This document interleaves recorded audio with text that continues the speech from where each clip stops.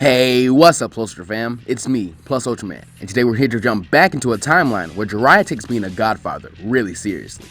When we last left off, the Land of Waves mission had taken a different turn than in canon, from the beginning growing stronger, all the way to Sasuke realizing just how much Naruto really meant to him, and even Zabuza and Haku surviving. We return to this story now. Now, Team 7 would have returned to the Leaf Village and reported back to the Hokage, who I don't see getting too angry about letting the enemy ninja escape. Like in canon, he informs Kakashi of the Chunin exams, who later tells his team.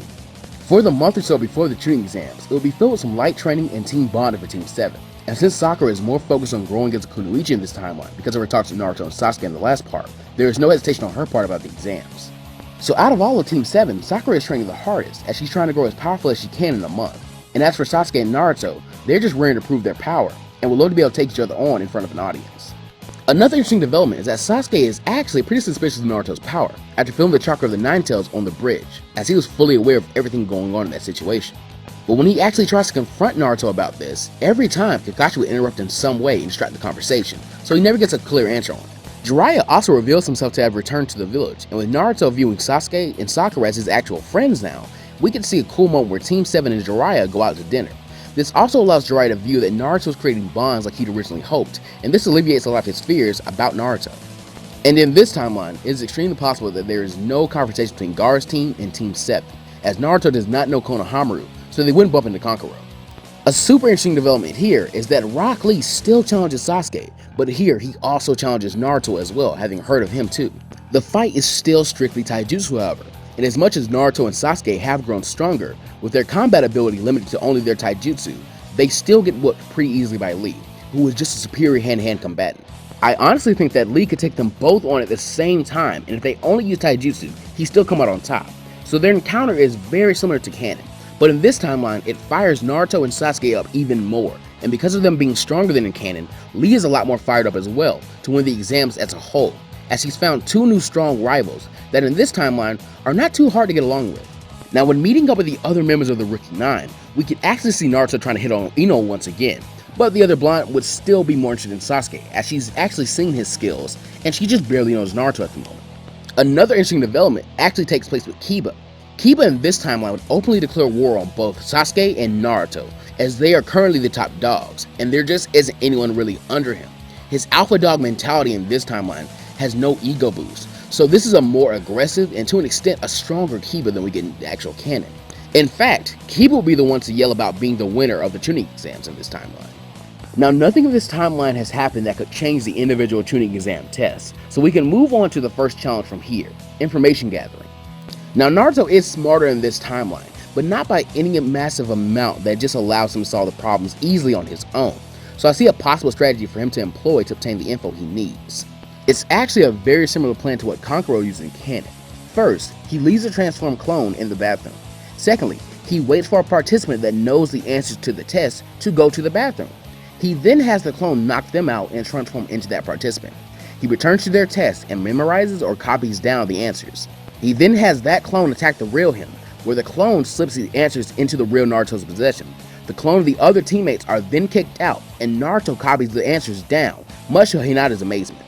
This plan is extremely complicated, I agree, but the alternative is to either go with the same outcome as canon, have Sakura or Sasuke somehow help him cheat, which brings up some fun possibilities actually, or we can have Naruto discover the secret of Shadow Clones earlier. The reason I won't implement this scenario is because that little plot point will be happening pretty soon in this story, just not here. After the test portion, we can move on to the Forest of Death, where Naruto and Anko have a completely different interaction than in canon. Because of how Anko dresses and Naruto's unique perverted upbringing, well, he ends up being a bit too much like his adopted father and angers the woman, causing her to do much more than just throw a kunai at him. While Ino and Sakura cheer on and teach Naruto a lesson, Sasuke can't hold back his laughter at seeing his rival beat down like this.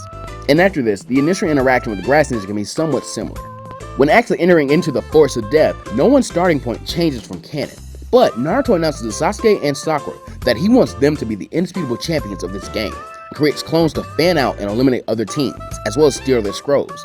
This makes their goal to move as close to the tower as they possibly could, while the clones bring in all the scrolls they could possibly need. And I don't see either Sasuke or Sakura objecting to this plan, but the group does still stop for Naruto to use the bathroom, where he is attacked by the Rain Ninja, but easily overpowers him. This causes Sasuke to suggest using a password instead of implementing one straightforwardly, and Naruto for one has a perfect idea. But when he starts to tell his password and it involves a woman's breast, Sakura socks him in the head, shutting that plan down. Then out of nowhere, Naruto's eyes widen in realization and he tells Sasuke and Sakura to look out before tackling them to the side as a massive burst of wind tears through the spot they had been standing in as well as the forest behind them. The group then stayed huddled together to wait and see exactly what was happening, but Sasuke this time forced the group to jump away as a giant snake coils around their previous position, destroying it. Naruto from his time with the Toads knows this is a summon, and by jumping off a tree branch and firing back at the snake's head, he roars and rams his hurricane orb through the snake's head, dropping it instantly and killing it instead of just making it unsummon itself. Sasuke then activates his Sharingan and looks for their attacker as Naruto returns to the group, but then the Grass Ninja reveals herself and demands the group give her their scroll before swallowing her own and releasing her immense killing intent, which freezes Team 7. Sasuke and Sakura have the exact same reactions as in canon, but Naruto had a very similar one before he heard a voice in his own head. So, you're up against that serpent, huh, Brett? Too bad I can't let him kill you. Take my power. And with that, more Nine-Tails chakra than Naruto had ever felt before in his life was called forth, exploding around his body and overwhelming Orochimaru's killing intent with the ancient malevolent energy of the tailed beast.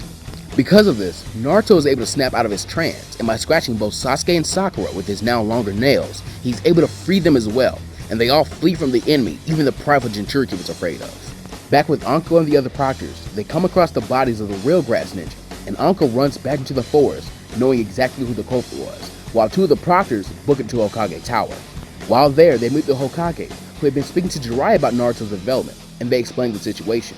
And Jiraiya, hearing that his greatest rival was in the same vicinity as his son, burst from Hokage Tower, moving towards the Forest of Death at high speed. Back in the Forest of Death, Team 7 was currently trying to collect themselves when Sakura begins to beg her teammates to get them out of there. And Sasuke is very quickly coming to agree with her, where he looks to Naruto, who is thinking extremely hard. Snakes, weird clothes, extremely strong and scary.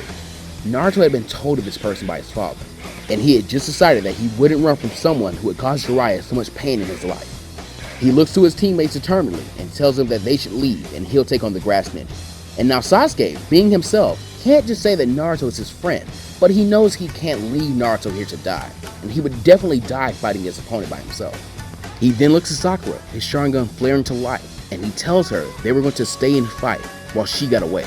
If he couldn't defeat this monster, there was no way he could accomplish his dreams. With the two people she looked up to most, her teammates ready to fight and die, the pink-haired girl nods shakily and begins to think of the plan, knowing she couldn't lead them as well. Back with Anko, she is currently searching for a target when a medium-sized toad summon lands Jiraiya riding on his back. The toad sage tells her to get on and to tell him what she had found so far, as the toad is able to move much faster through the trees than the ninjas could.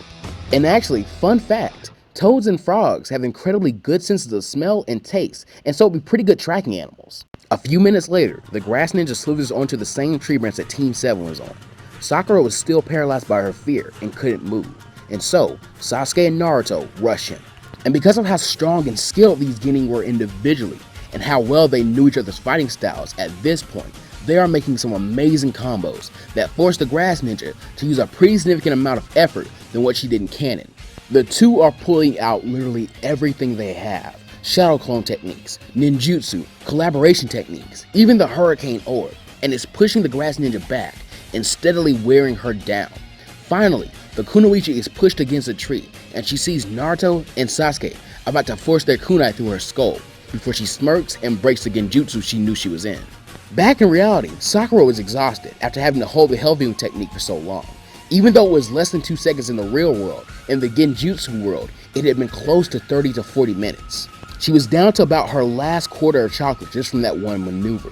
But the Grass Ninja realized that she was currently tied to the tree by ninja wire and facing down Naruto's wind bullet and Sasuke's fireball, flying towards her and catching the entire tree on fire, making the Grass Ninja scream in agony.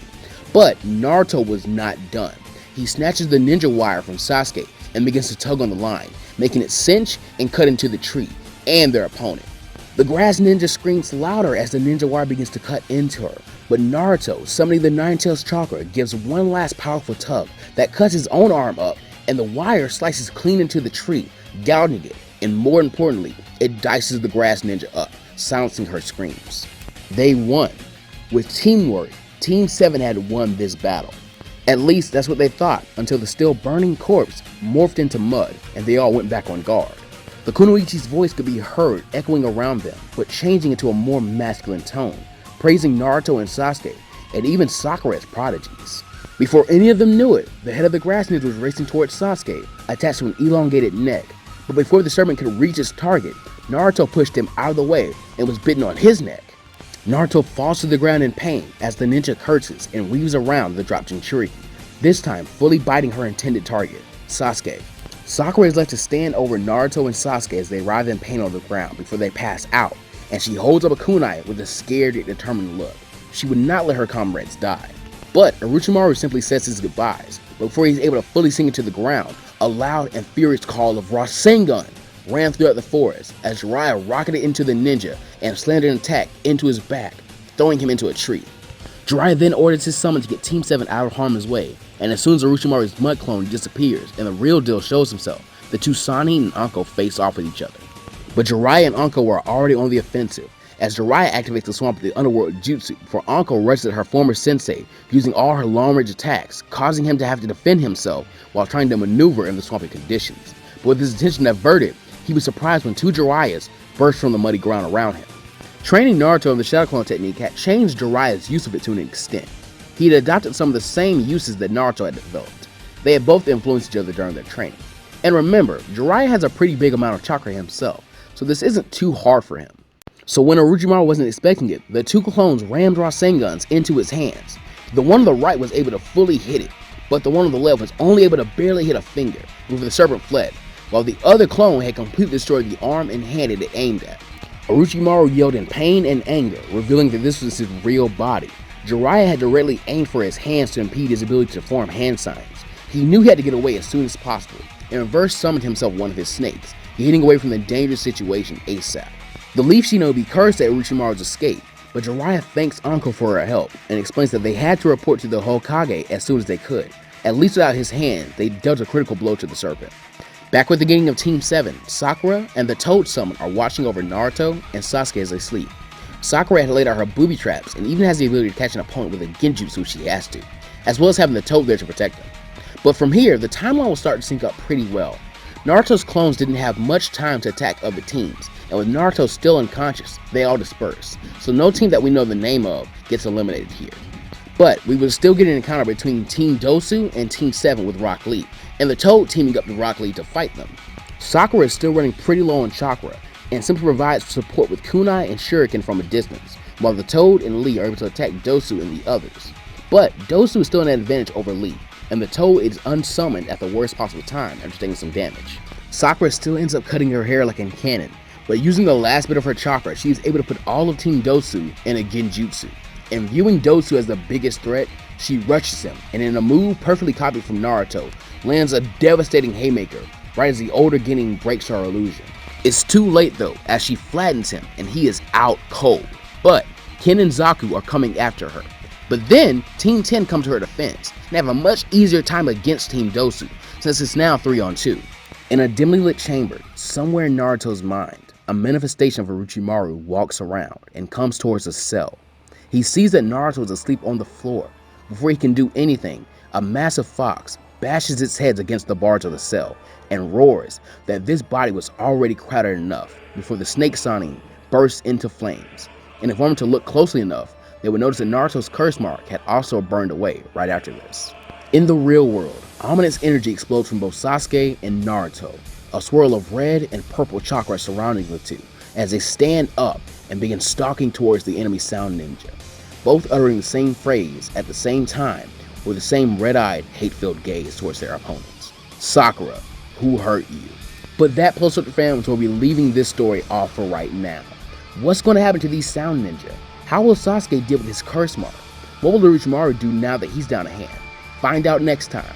And make sure you like, comment your thoughts down below, share the video with a friend, hit the subscribe button and the bell. And as always, go beyond plus ultra. See you guys next time.